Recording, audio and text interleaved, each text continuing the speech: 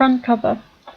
The picture that I've used for my front cover is chosen from a lot of images that I have taken with a DSLR camera in a photo shoot against a red background.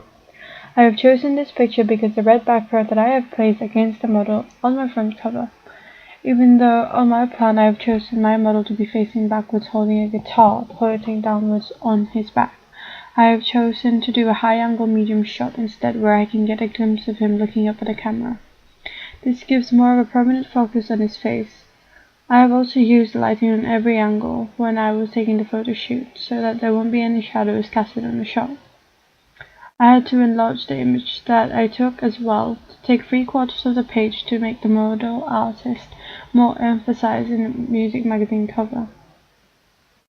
This is also one of the conventions that a typical music magazine should have, which is a prominent artist mostly covering the whole of the front cover. I have also instructed him to give his poses more attitude and personality so that I can capture it on the shots that I've taken, which worked quite well. This is also conventional for the artist on the front cover to portray their music genre or their persona on the front cover. The color red is a part of my color scheme, therefore I wanted to use the color red from the backdrop of my model. The main cover line in my music magazines are the artists' names,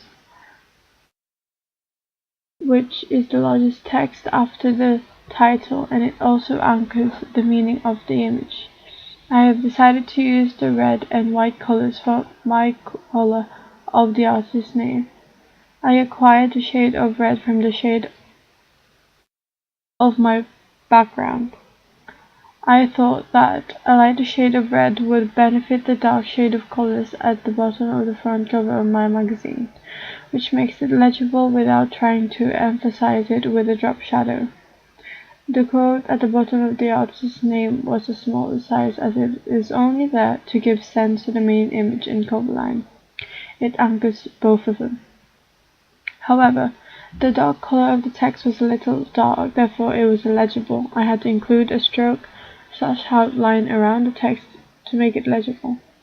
I used a beige color glow outside of the text to make it look a little hazy instead of a solid stroke, and I also decreased the opacity of it to make it blend into the background. Using a font that I got from dafont.com, which was Harabara, my masthead was created. The masthead should be typically the biggest text on the front cover. This is because we want the name of the magazine to be more well known, easily remembered and eye-catching at the same time. The masthead is stretched to the width across of the magazine front cover, because we want it to be important and noticeable so that it will stand out to the other magazines when it is sold in stores. I wanted my front cover to be simple, a little curved and also sans serif, so that it is more inviting to my audience, making the masthead less formal, which reflects it immediately because the whole music magazine is in somber and formal.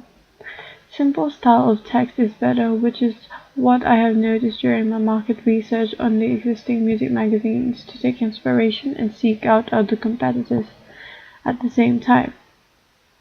Even though white wasn't in my chosen color scheme, I still used it in my masthead, as it makes it stand out from the red background and it makes it legible for the audience as well. I enhanced the letters by adding a thin drop shadow on the text. This makes it very legible to the audience. The image is more likely to be over the masthead because conventionally in many magazines and music magazines, the masthead is less important compared to the main image. It shows that my magazine follows the conventional style of many other magazines.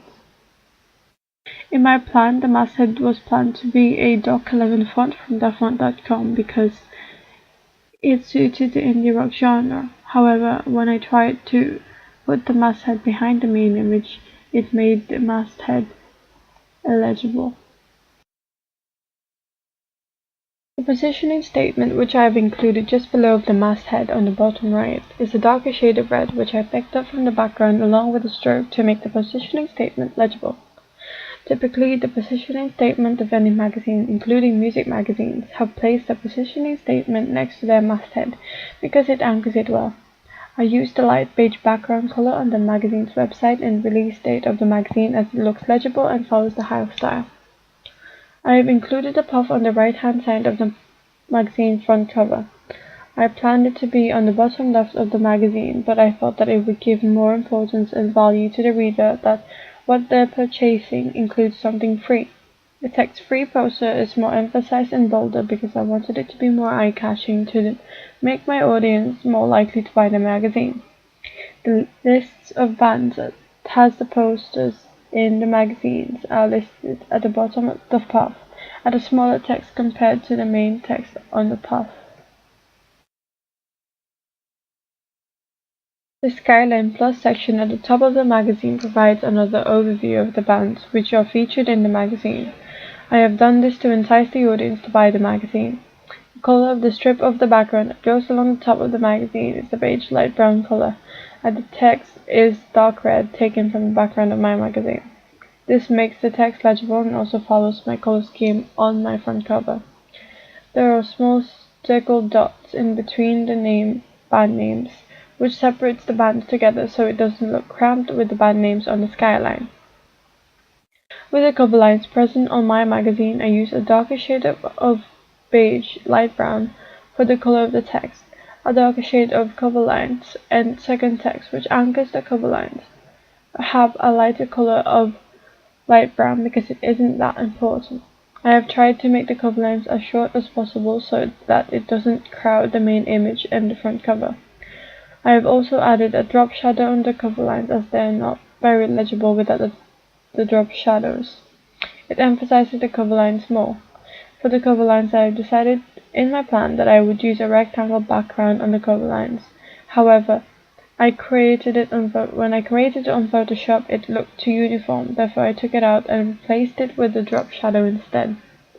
In my plan as well, the cover lines were quite long, therefore I decreased them because they were overpowering the main image. I have also included the barcode on the bottom right of the front cover and also the prices placed next to it as conventionally. The price of the things would be included either in the barcode or next to the barcode. I decided to put the price diagonally because I thought that it would look unique, as planned in my front cover magazine plan. I placed it on the bottom right.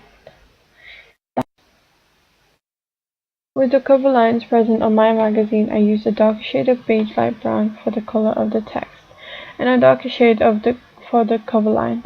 I have tried to make the cover lines as short as possible so that it doesn't crowd the main image and the front cover. I have also added a drop shadow on the text as they are not very legible without the drop shadows. It emphasizes it more. I decided in my plan that I would use a rectangle background on the cover lines, however, when I created it on Photoshop it looked too uniform, therefore I removed it and replaced it with a drop shadow instead. In my plan as well, the cover lines were quite long, therefore I decreased them because they were overpowering the image. I have also included the barcode on the bottom right of the front cover, and also the prices placed on it. Conventionally, the price of products would be included either in the barcode or next to the barcode. I decided to put the price diagonally because I thought it would look quite unique. As planned in my front cover magazine, I placed it on the bottom right.